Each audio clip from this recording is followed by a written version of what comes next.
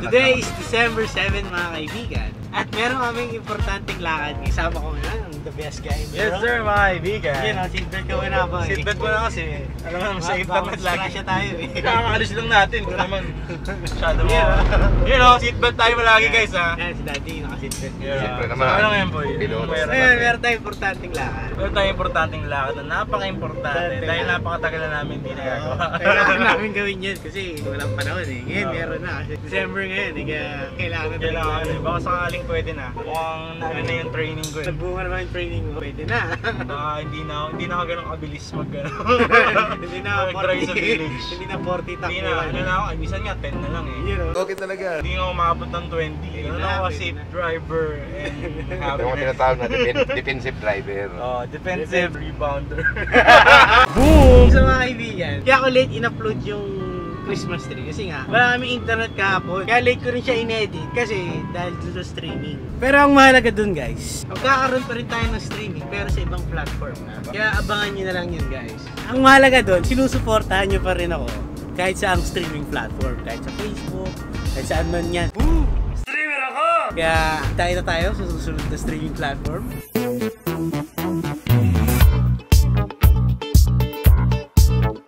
Nanap ko boy. Hanap ko yung paggawa ng lisensya. Nanap pa naman ba? Tapos na ako sa mga ano na to. Dito upper ground. Sumusobra na kayo. Ano boy, handa ka na ba sa pagkuha ng lisensya? Oo naman. Kaso mga ganitong paglalakad ng papers at talaga yung mga kinakatamarang. Kasi may mga kailangan ka pa mga papeles na hindi mo alam. Hindi, basta parang pag naglalakad ako ng ganito. Tapos nararamdaman ko ng adult. Adult ka na. Tanda mo na kasi. So mga kaibigan, nandito po kami sa SM North para kumuha ng lisensya. Kasama namin si Daddy. Basitayin tayo dito. Basitayin kasi kami dito eh. So kailangan Happy New Year mo. Happy New Year! Kasama namin si Daddy. Siya yung nag-aasikaso ng mga kailangan namin gawin. Para i-guide ka na kung ano yung mga... Para siya na yung makikipag-usap. Oh. The front man. Taga-pirma-pirma na nawa. Kaya napaka-importante nandito si Daddy talagang. Sobrang thankful. Okay talaga. Antayin muna namin na tawagin yung pangalan namin para makapag-proceed na kami. Dapat lang kumuha kayo ng student license. Para pag gusto niyo mag-drive. Pwede na, no? Hindi siya talagang kailangan niyo kasi mayroon ka ng ID niyo. Talaga namang wow. Mahirap ba kumuha ng lisensya? Hindi naman ganun kahirap. Nakakatamad lang tayo. Kasi maraming kailangan sulatan. Kailangan sagot-sagutan. Dad, may tanong ako. Bakit bawal nakakiti sa driver's license? Siyempre, para pag tinanggal ng polis, hindi naka-insult. Sa bagay, pag inuli ka, hindi ka nakakita. Ano kasi makakot eh. Si Mangot ka para maawa sa'yo. Hindi ka tikita. Boom! Wild kiwi! Baka iba na kasi tsura mo pag nakasimangat. Alam ko na kung bakit. Kasi hindi nakikita yung mata kapag nakakiti. Parang ako pag namingit eh, hindi nakikita dahil sa akin. So kailangan, seryoso yung mukha. Sabi ko, seryoso para maawa. Nakaka-insult ka pa, nakangiti ka pa. Ikaw eh, nakingiti ka pa, nahuli ka na. Huli ka na nga eh. Ano yung lisensya? Okay. Nakangiti ka pang po.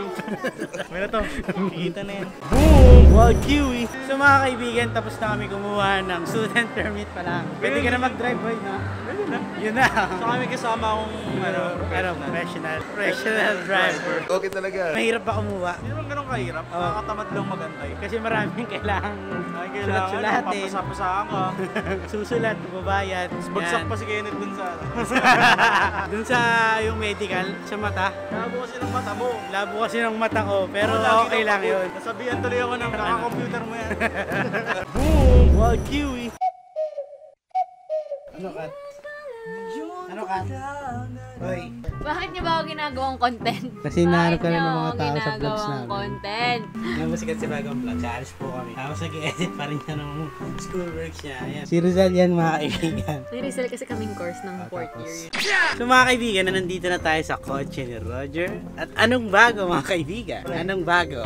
Ano boy, ikaw na driver ngayon ha? Siyempre may lisensya na Yun, ako oh. eh. Ganun ka kalobet. Seatbelt muna. Seatbelt ako mo. Yan ha. Kat, alam mo nga anong bago ngayon? Ano? Sige pa magdadrive? Oo, sige pa mag-drive. Handa ka na ba? Handa na ba tayo? May defense pa ako bukas ah. Roger in the house, driving mga kaibigan. Yahoo! Ganda Pupunta tayo ng SM North. Anong gagawin natin sa SM North? Bili tayo ng ingredients. Para saan yan? Kasi bukas meron kami, magpe-present kami ng mga dish, you know. Dish? So, matitikman namin yan. Hindi, ano lang yung matitikman nyo, yung chocolate pie. Choc- Kasi yun yung madaling gawin. Sabi ko yun na lang yung gagawin ko. Oh, panis! Hindi ko sure kung buong chocolate pie yung gagawin ko kasi bukas yung talagang i-incorporate yung whipped actual. cream. Oo. Kamusta Yan. naman daw school mo? Sabi ng mga viewers ko. Ayun, barely breathing, you know, guys.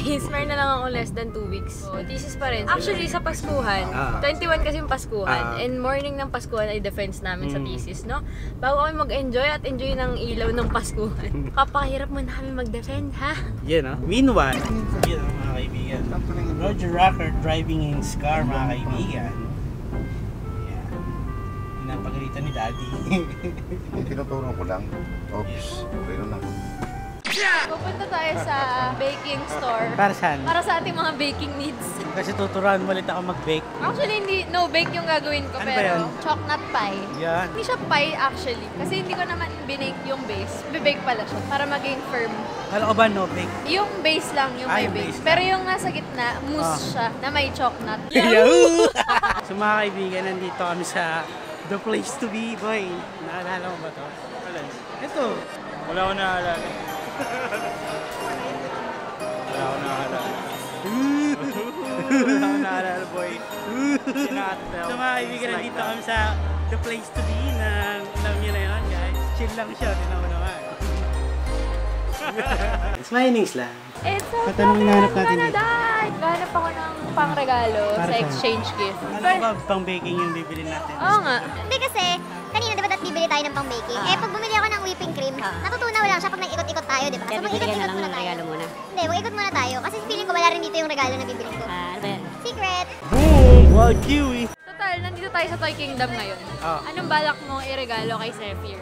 Kasi Pierre, mga ganito. Kasi magpapasko. Yan, mga ganito. Kasi mo naman yung presyo. Yo! Yummers ang presyo.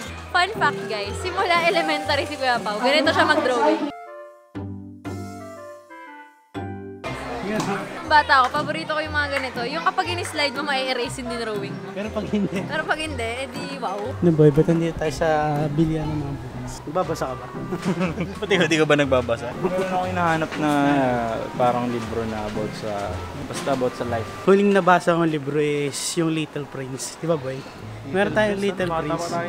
Yung huli ko nabasang libro. Guys, wala pa yung nababasa. Meron. Kahit nag-book report yan ng elementary, hindi niya pinasa yun. Babasa ako ng libro. Anong books yung mga binabasa mo? Yung adult Na na ano? fiction books. Like yung mga mga To All the Boys, Yeah. I've Thought Before. Tsaka yung ano, yung The Fault in the Stars. The Fault in Our Stars. Sino ang writer na? Si John Green? Yan, si John Green. Yung mga libro na gusto binabasa niya. Bookworm pala, char. Meron pala akong bookcat na nabasa na. Yung mga libro ni Babong. Kasi dati, may bumili lang libro, mga sulat ni Babong. Binabasa ko rin yun. Oh, palis! Last time pala, Kat, kumuha kami ng lisensya. Si Kat, noon siyang kumuha ng license sa amin. Pero, hindi nga naman nagamit yung license kasi hindi pa siya marunong mag-drive. Ngayon pa lang siya tuturuan ni Daddy mag-drive. Sabay kami tuturuan. Pwede naman. Handa ka naman turuan ni Daddy na mag-drive. Oo naman. Ako, boss dito. Nung bata ka pa, ano yung mga libro yung mga binabasa mo? Wala. Hindi ka mahilig magbasa ng libro? Hindi ako mahilig magbasa ng libro. Babasa ng libro kasi hindi ko natatawa. Elementary ako. Hindi ko na kailangan magbasa dahil magaling na ako talaga. Yung pala eh. Ayos wala talaga eh. Pero, nung time na nagkaroon ng accident, nawala yung memory ko. Ayun, yun naman pala. Tapos memory talaga. Sa mga hindi po nakakaalam, dating sundalo po yung tatay ko. Nung bata pa ako, yung binabasa kong mga libro, yung mga libro nila tungkol dun sa kung paano... Marine God po. Oo, yung kung ano yung mga training nila, binabasa ko yung dati. Actually, hindi naman ako nagbabasa nun. Ano yun, tinuturo lang sa amin yun. Sa training mo na Sa training, natututunan. natutunan. Mas madali kasi kapag ano, dun mismo sa point na yun, ginagawa mo yung ano. Pag mayroong subjects na, ganitong gagawin, hanapin mo lang. Pero Basahin. totally, lahat yung nasa book na yun, pinagdaanan na natin. Okay talaga. Bagay mo yan. Oo, bago na. Ibang ng libro ngayon. Oo. Parang dati, ayaw mo magbasa. Hindi, pag tumatanda ka na talaga eh, yan yung nag-trip ako. Minado ko ng tumatanda. Hindi. Alam yung babasa ng katulad sa inyong mga ginagawa. Nagkakaroon ka ng idea ng maraming content. Wala na akong makontent guys, kailangan ko na magbasa ng libro. Boom! Wild Kiwi! Question of the day, guys. So, medyo today guys. Yan. Yan. Kung nagbabasa kayo ng libro. Nagbabasa ba kayo ng libro? Okay. Anong klaseng libro ang mga binabasa nyo? Anong binabasa nyo? Comment yan sa baba. Yan. Comment sa baba. Babasahin niya mga comments. Babasahin niya, pero hindi niya babasahin yung Yeah. libro. Let's go! Ano yung mga binili mo? Whipping cream, Oreo, and chocolate bar. Ano pa yung mga kulang doon? Crushed grahams, Yun yung pinaka-base. chocolate. Oo. So mga kaibigan, bibili muna kami ng ingredients sa Landmark. Lutuin kasi yung isa. Ito kasi, kulang in siya. stew yung isa. As to ba? Alam niyo naman yan si Katrina. Ano yan, nutrition, pero merong konting chef. Oh, panis! Yes, actually meron talaga. Kasi sa course na Sa course niya. Sa course kasi namin, merong tatlong job opportunities. Merong may food service, may food may service. clinical, tsaka may community. So anong balak mo after Bala ko pag-graduate? mag-vlog para sa naman. Vlogger ako eh. Kung hindi ka naging isang nutrition student, ano yung course mo ngayon? Communication arts. Communication arts. Yeah. Dapat kasi yun talaga yung course ko. Tapos, anong balak mo pag natapos yung communication Hindi, arts? vlog. Vlogger ako eh. Mga talaga kaibigan, yung ating end na-influensyahan stage. po siya talaga ni Kuya Pao regarding Same sa talaga kami niya. ng ni Kuya Pao sa buhay. Pero Kat, paano kung magkakaroon ka ng chance maging isang culinary artist? Culinary artist. Oh, May ganun ba? CA. we? Yun yung course, culinary arts. Ano Kunin mo ba? Why not coconut? Ako, boss dito. So mga kaibigan, nandito na yung chocolate, tsaka yung grahams na kailangan niya. Tapos yung butter. So bali mga kaibigan i-update na lang namin kayo ni Kat. Ano yung i-bake mo? Chocolate pie. Yung chocolate pie kasi uuwi na rin kami after net. So update namin kayo guys. So, update guys, no? Vlog takeover muna tayo dahil sila Kuya Ken ay kinuha yung car sa parking. Tapos kami naghihintay kami dito ni Kuya Pao. He's so done na, no? Yung energy niya para lumabas ay ubus na. But anyways, tapos na kaming mag-buy ng ingredients para sa kailangan kong gawin. So, ayun, naghihintay na lang kami. Gagawin ko yun mamaya sa bahay, pero hindi ko kasi sure kung tatapusin ko ba talaga siya or parang sample lang yung gagawin ko. So, tingnan na lang natin mamaya kung i-vlog ni Kuya Ken yung mga gagawin ko mamaya. So, ayun lang. See you na lang mamaya. At mukhang lowbat na rin siya at hindi ko naman to vlog. Nai-vlog lang ako. So, ayun lang. So yun nga mga kaibigan, pinaasa lang tayo ni Katsibagan Vlogs. Boom! Ang nangyari nga guys, pagod na si Katsibagan Vlogs. Ang ginawa niya lang ay tinunaw niya lang yung chocolate, tapos nagpahinga na siya. Kasi nga, pinay-prepare niya yung chocolate para dun sa presentation nila tomorrow. Tapos yun na. Paasa to si Katsibagan Vlogs eh. Kung hindi nyo man napanood yung paggawa niya ng chocolate pie, kukulitin natin siya para gawin yung chocolate pie na yun. Pero dito ko natatapusin tong vlog na to. Huwag niyong kakalimutan mag-like, comment, and subscribe dito sa channel ko. I-share nyo na itong video na to para masaya. Kasi almost 7,000 subscribers na tayo. Malapit na natin mabot yung 100,000. Konting sipag pa. Dito lang yan sa youtube.com/Lisibagan.